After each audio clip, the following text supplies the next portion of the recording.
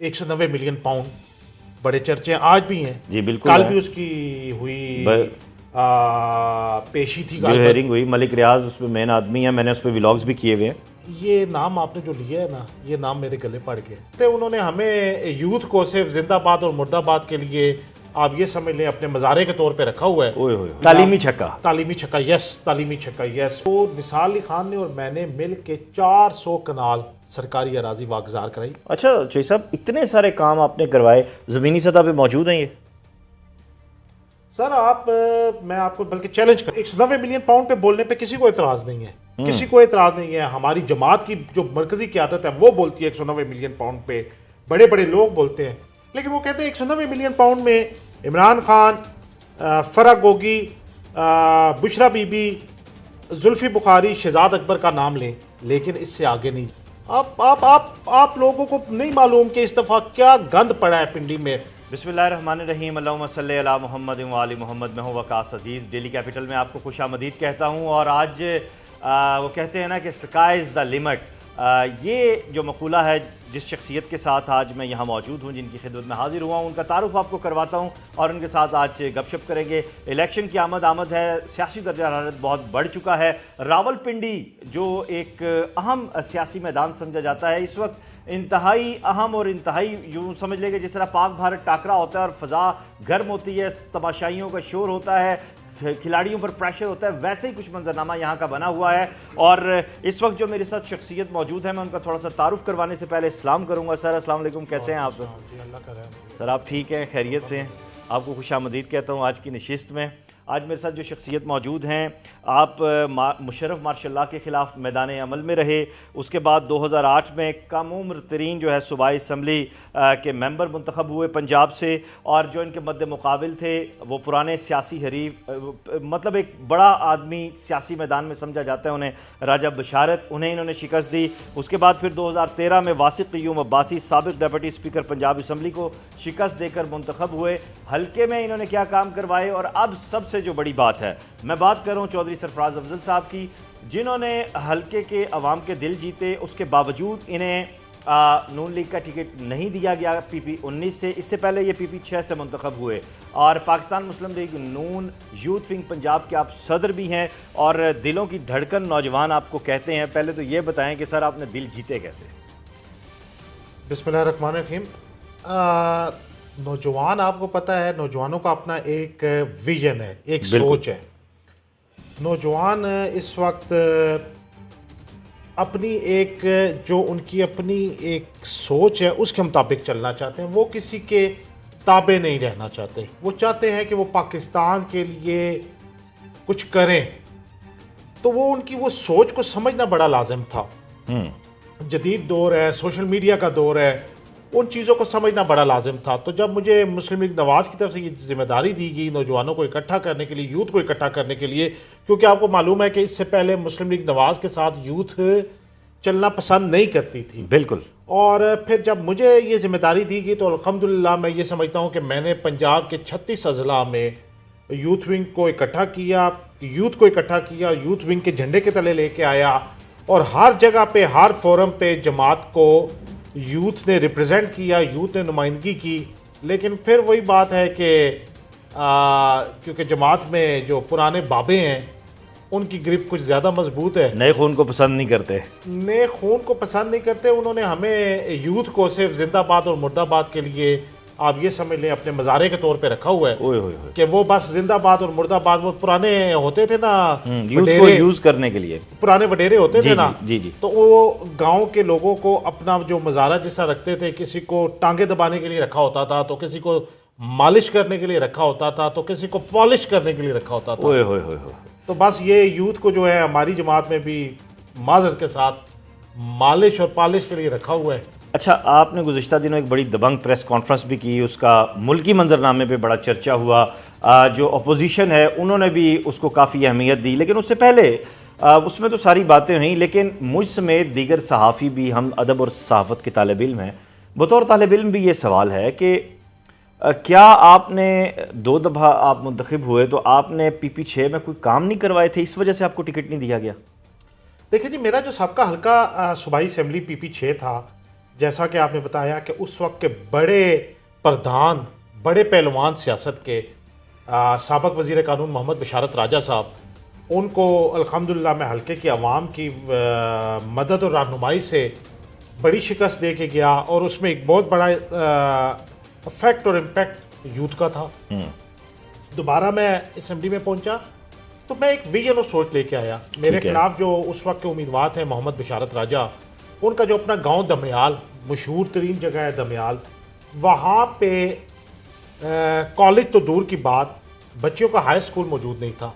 तो मेरा दिल उस वक्त बड़ा दुखा जब मेंबर सूबाई असम्बली बन के गया हल्के में, तो मुझे मालूम पड़ा कि उनके अपने गांव में बच्चों का हाई स्कूल नहीं है। बल्कि यहाँ तक कि आपको मैं एक हादसा बताऊं कि उस वक्त बरसात जो हुई, जो बरसात के जो बारिशें हुई, तो उसमें छत गिर गई बच्चियों के स्कूल की और 3 बच्चियां नीचे दब के शहीद हो गई। मेरे एक सोच, एक विजन था कि मेरे इलाके की बच्चियां और बच्चे की तालीम के लिए सबसे बड़ा कोई जो मेरा जो सोच थी, तो मैंने अल्हम्दुलिल्लाह रहमताबाद में उस वक्त जो निसार अली खान मुस्लिम लीग नवाज़ का हिस्सा थे, मेरे साथ MNA थे।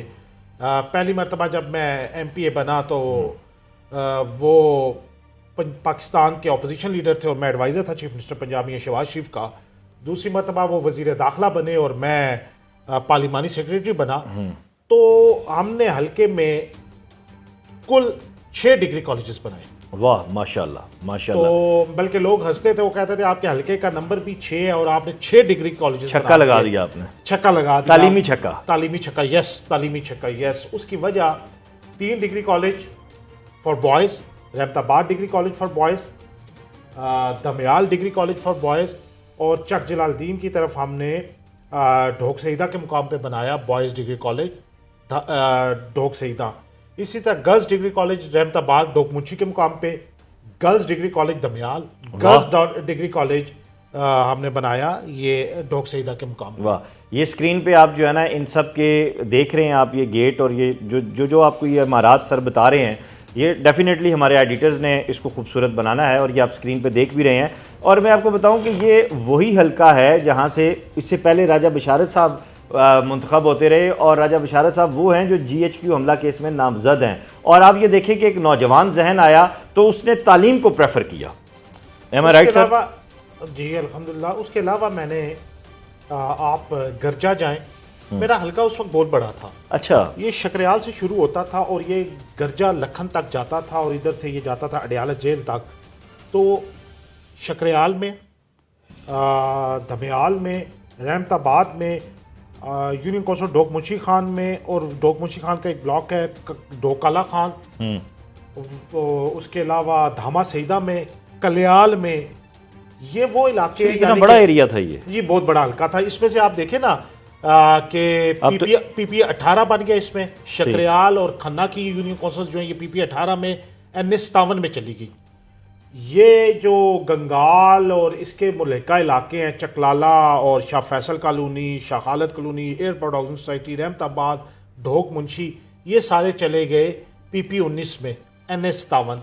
इसी तरीके से फिर जो आपका ये इलाका है ढोक चौधरियाँ, कोठा, मोरगा, ये सारा इलाका चला गया आपका PP 10 में। उससे आगे जो है आपका धामा, दमयाल, कल्याल, लखन, मोरी गजन, चक जलालुद्दीन, ये सारा चला गया PP 11 में, NS 53 में। सही सही। और इसी तरीके से बड़ी तकसीम हो गई। गर्जा वाला जो इलाका है वो सारा चला गया NA 54 PP 12 टेक्सला के साथ। सही। लेकिन मैं वकास भाई आपको ये बताऊं, आप हर यूनियन कौंसिल में जाएं, कोई ऐसी यूनियन कौंसिल मैं दावे के साथ कहता हूं नहीं आपको मिलेगी जिसमें सरकारी स्कूल मौजूद हो और मैंने उसको अपग्रेड ना किया हो, मैंने उसमें नए कमरे ना बनाए हो। वॉशरूम्स का बहुत बड़ा प्रॉब्लम होता था बच्चों को, यानी कि कहने को तो ये शायद मजाक खेज एक बात लगे कि यार बाथरूम, लेकिन वो एक बहुत बड़ा, आपको पता है बच्चों के लिए एक बहुत बड़ा, बहुत जरूरी है, हाइजीन का मसला, बीमारियों का मसला, बिल्कुल ऐसे है। तो अल्हम्दुलिल्लाह मैंने तमाम सरकारी स्कूलों में बच्चियों और बच्चों के स्कूलों में वॉशरूम्स बनाए, नए ब्लॉक्स बनाए, IT लैब्स बनाई, अच्छा, कंप्यूटर लैब्स बनाई, साइंस लैबोरेटरियां बनाई। वाह वाह वाह वाह वाह वाह वाह। आप अगर आप वो देखेंगे, लोग तो कहते हैं सियासतदान डिलीवर नहीं करते, आपने तो किया माशाल्लाह। मैंने तालीम में डिलीवर किया। वाह वाह वाह वाह। इसी तरीके से मैंने हेल्थ में डिलीवर किया। अच्छा माशाल्लाह। बेसिक हेल्थ यूनिट जो गर्जा गांव में था, हाँ। उसमें अल्ट्रासाउंड मशीनें लगाई, क्योंकि वहां पे जो जच्चा बच्चा जो हमारे ख्वातीन के मसाइल होते थे, उनको सिविल हॉस्पिटल, सेंट्रल हॉस्पिटल यहाँ पे आना पड़ता था, उनके लिए बड़ा प्रॉब्लम होता था। Basic health unit Rahmatabad, basic health unit कोठा कलां, वहां पे मैंने जाके, यानी कि ये अब मेरे हल्के से ये इलाके बाहर निकल गए हैं। अच्छा, आप आज भी जाके देखें, वहां पे मैं अल्ट्रासाउंड मशीनें लगा के गया। अच्छा, उसमें चलें हेल्थ और एजुकेशन का आपने काम किया, और जो बुनियादी इशूज़ थे इन इलाकों में, कब्रिस्तान नहीं है जहाँ तक मुझे पता है, यहाँ पे खेल के मैदान नहीं है, इन चीज़ों पे भी आपने काम किया? जी, मैं जो हमारी सेकंड टर्म थी उसमें मरकज़ में भी हमारे पास हुकूमत थी, सूबे में भी हुकूमत थी। मरकज़ में मियां नवाज शरीफ साहब थे और शहबाज शरीफ साहब सूबे में थे, निसार अली खान साहब वज़ीर दाखिला थे, मैं पार्लिमानी सेक्रेटरी था। तो निसार अली खान ने और मैंने मिल के 400 कनाल सरकारी अराजी वागजार कराई। अच्छा, वाह वाह, 400 कनाल हमने सरकारी अराजी वागजार कराई, और उसमें से 200 कनाल का कब्रिस्तान, union council Dhok Munshi Khan, union council Rahmatabad, union council Kotha Kalan, union council Chaklala और शाह फैसल कॉलोनी, इन यूनियन कौंसिल्स के लिए हम 200 कनाल का कब्रिस्तान देखे गए। अच्छा, वाह। वहाँ पे इंटरनेशनल स्टैंडर्ड, क्योंकि मेरे पास स्पोर्ट्स और यूथ अफेयर्स का डिपार्टमेंट मेरे पास था एज पार्लिमानी सेक्रेटरी, तो वहाँ पे इंटरनेशनल स्टैंडर्ड जिम्नेजियम बना के गए, वाह। वहाँ पे फैमिली पब्लिक पार्क बना के गए, वाह। और 50 बेड का मैं अस्पताल, वहाँ पे चिल्ड्रन हॉस्पिटल भी मंजूर करवा के गया। लेकिन वो अनफॉर्चुनेट ये हुआ कि वो पिछले 5 साल में जो हमारे सियासी मुखालफिन आए, उन्होंने उसका स्ट्रेचर चेंज करके वो हॉस्पिटल की जगह उसको उन्होंने कोई वो फ्लैट वहाँ पे सरकारी शुरू कर दिए। लेकिन वो 50 बेड का हमारा जो हॉस्पिटल का प्रोजेक्ट है वो रुका हुआ है। अल्लाह ने मौका दिया, इंशाल्लाह एक दफ़ा दोबारा अच्छा, में पहुंचे तो इसको दोबारा उठाएंगे इंशाल्लाह। अच्छा चोई साहब, इतने सारे काम आपने करवाए, ज़मीनी सतह पे मौजूद हैं ये? सर मैं आपको बल्कि चैलेंज करता हूँ, ये सिर्फ ये नहीं है, सीवरेज का एक बहुत बड़ा मसला था मेरे इलाके में। हाँ, ये आप डोगंगाल की तरफ जाएं, कदीर खान रोड है, वहाँ पे सीवरेज का इतना बड़ा मसला था कि बरसात में वहाँ पे बच्चे बह के नाले में वो वफात पा गए। तो मैंने वो कदीर खान रोड तामीर करवाई, वहाँ सीवरेज का निज़ाम करवाया। डोगंगाल की जो मेन रोड थी उसका बहुत बुरी हालत थी, वो बनवा के गया। एयरपोर्ट फ़ज़ाइया हाउसिंग सोसाइटी के सामने जो सर्विस रोड है, जिसको कुछ लोग फ़ज़ाइया रोड कहते हैं और कुछ लोग खोखर रोड भी कहते हैं उसको, वो रोड मैं बना के गया। उसके बाद बहुत बड़ी एक मसला था, बहरिया चकलाला स्कीम 3, खैबान तनवीर, खैबान सरफराज, दाद खान कॉलोनी, असलम कॉलोनी, इसको लिंक करने के लिए एक बहुत बड़ी रोड थी, बहुत बड़ी, जो हाई कोर्ट सवा पुल पे जाके मिलती है चकलाला स्कीम 3 से, वो हाई कोर्ट रोड उसको कहते हैं, वो बना के गया। फिर सफाई सुथराई का बहुत बड़ा मसला था यहाँ पे, शकरियाल से लेके कलियाल तक। तो उसमें मैं जब रावलपिंडी वेस्ट मैनेजमेंट कंपनी आई, तो उस वक्त हमने सबसे पहले, हालांकि देहाती हल्का था ये, तो इसको देहाती हल्कों को वो कंसिडर नहीं कर रहे थे, लेकिन मैं अल्हम्दुलिल्लाह उसमें रोड वेस्ट मैनेजमेंट कंपनी को करवा के ये सारा हल्का उनके हवाले किया। और सो के मैं अडियाला रोड जो मैं बना के गया, उसकी बहुत बुरी हालत थी, तो मैं ख्वाजा कॉरपोरेशन से लेके अडियाला जेल तक वो अडियाला रोड बनवा के गया।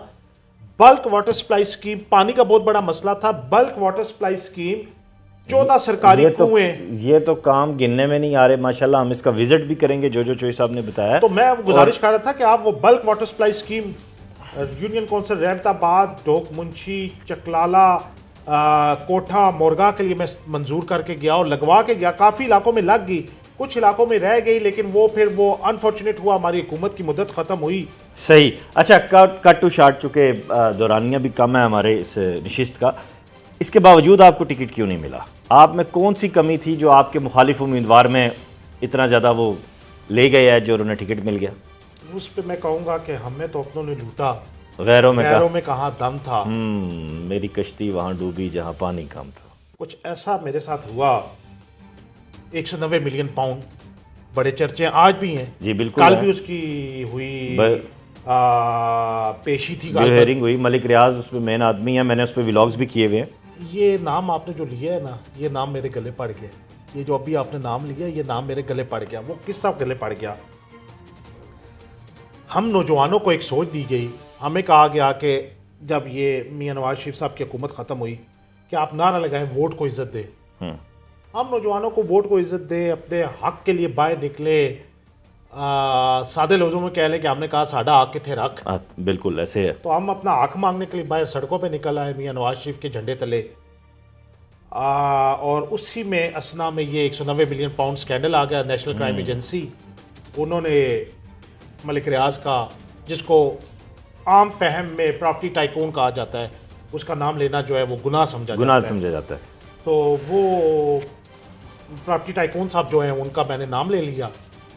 190 मिलियन पाउंड पे बोलने पे किसी को एतराज़ नहीं है, किसी को एतराज़ नहीं है। हमारी जमात की जो मरकजी क़यादत है वो बोलती है 190 मिलियन पाउंड पे, बड़े बड़े लोग बोलते हैं, लेकिन वो कहते हैं 190 मिलियन पाउंड में इमरान खान, फरा गोगी, बुशरा बीबी, जुल्फी बुखारी, शहजाद अकबर का नाम लें, लेकिन इससे आगे नहीं जाना, इससे आगे नहीं जाना।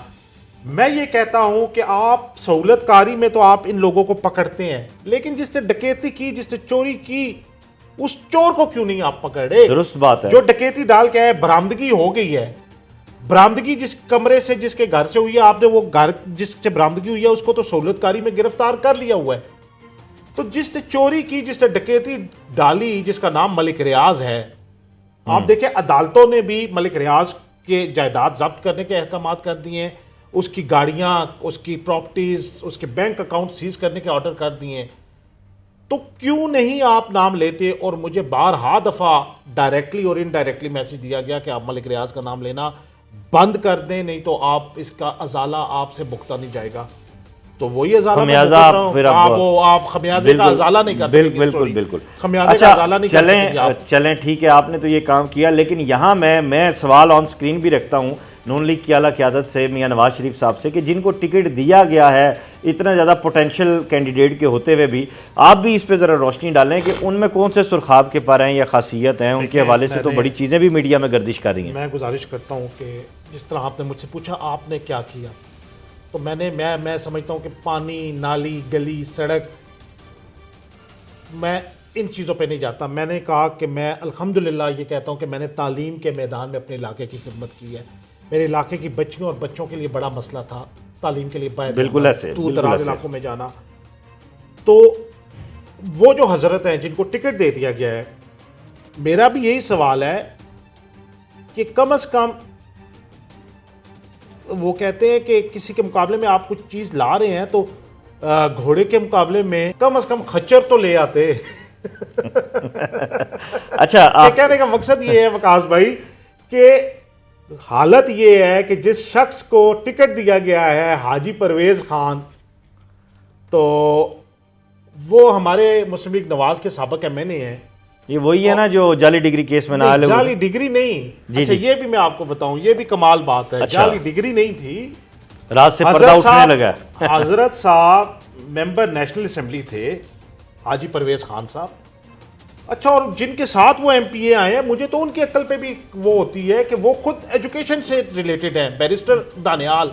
अच्छा, जिनके साथ वो बतौर एमपीए हैं, जो उनको बतौर एमपी अपने साथ लेके आए हैं, वो उनके स्कूल है, स्कूल सिस्टम है। वो कहते हैं हम बच्चों को आला तालीम देंगे, हम बच्चों के लिए बड़ा कुछ कर रहे हैं। प्राइवेट स्कूल से कैसे दी जा सकती है, ये तो एक अलग चीज़ है। ये तो वही है जैसे पीटीआई के मुराद रास जब आए थे वजीर तालीम सूबाई, तो मैंने उस वक्त उस्मान बुज़दार साहब से सवाल किया था कि इनकी अपनी प्राइवेट स्कूल चेन्स हैं और एक बड़ी मशहूर स्कूल चेन है जिसकी हेड है पंजाब की, इनकी मिसिज इन्होंने वो ख़रीदी हुई हैं, तो उनके पास जवाब नहीं था इस बात का। मैं गुजारिश कर रहा हूँ चले, लेकिन वो खुद फॉरेन से पढ़ के आए हैं, तो उनके साथ जो एमपीए साहब आ रहे हैं नीचे, पहले तो वो कहते हैं जी हम यूथ की नुमाइंदगी करेंगे। उनकी माशाल्लाह से उम्र 70 साल है या 75 साल है, वो यूथ की नुमाइंदगी कैसे करेंगे?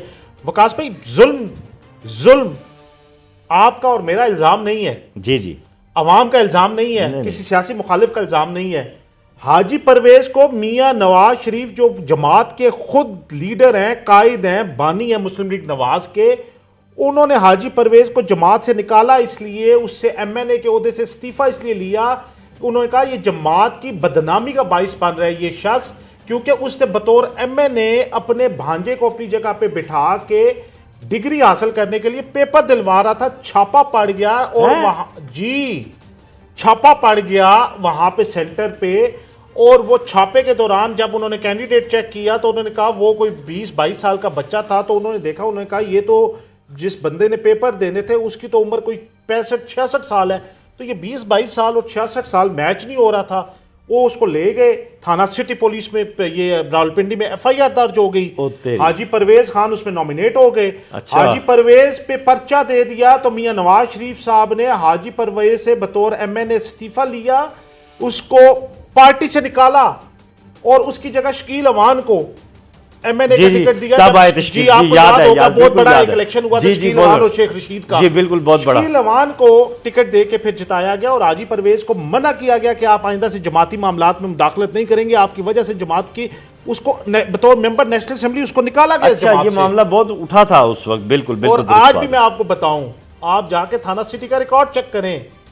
थाना अब तो करना पड़ेगा। थाना सिटी में जो इन पे FIR हुई उसमें इन्होंने जो जमानत कराई, वो जमानत इन्होंने अदम पता करके करवाई कि इन्होंने कहा कि रिपोर्ट आप निकालें अदालत की, आप अदालत की रिपोर्ट निकालें जिसमें हाजी परवेज की जमानत जो कंफर्म हुई वो इस बात पे हुई कि मुद्दई मुकदमा बोर्ड के जो चेयरमैन बोर्ड थे, पिंडी बोर्ड के जो चेयरमैन थे, उनको जब अदालत के समन या नोटिस गए तो जवाब ये लिखा हुआ है वहां पे कि चेयरमैन बोर्ड अदम पता है।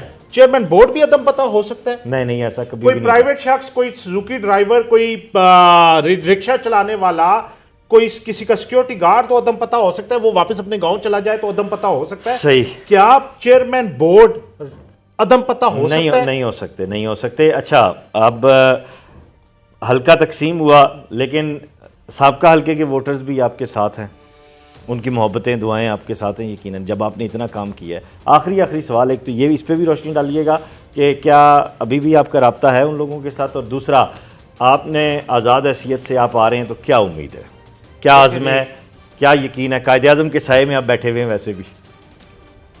अल्लाह पाक रहम करने वाला है।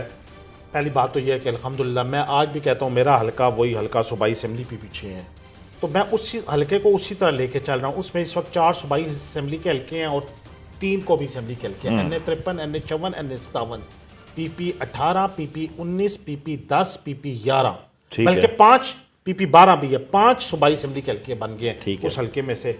अल्हम्दुलिल्लाह मेरा जो धड़ा ग्रुप उस वक्त बना है वो अपनी जगह पे कायम है और इंशाल्लाह ताला वो मेरे बात को इज्जत देते हैं, मुकाम देते हैं, और मैं भी उनको इज्जत और मुकाम देता हूँ।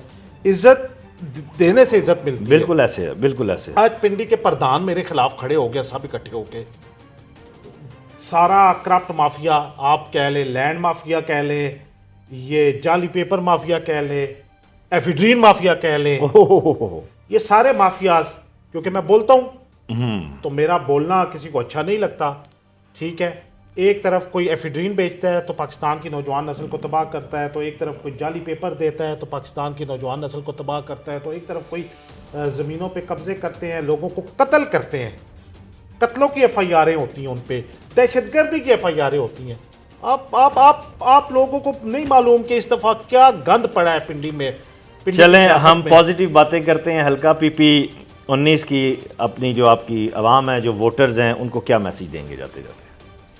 PP19 की आवाम को मेरा पैगाम ये है कि मुआवजा करें, अपने इलाकों में निकलें, स्कूल पे जाके देखें और पूछें ये स्कूल का काम कौन करवा के गया है, कॉलेज जाके देखें, आप जाके अपने सफाई के निज़ाम देखें, जो वेस्ट मैनेजमेंट कंपनियों के जो बाहर वो बॉक्सेस आपके डब्बे पड़े हुए हैं, कूड़ादान पड़े हुए हैं, जो रात को वहाँ पे सफाई की मशीनें घूमती हैं, वो देखें।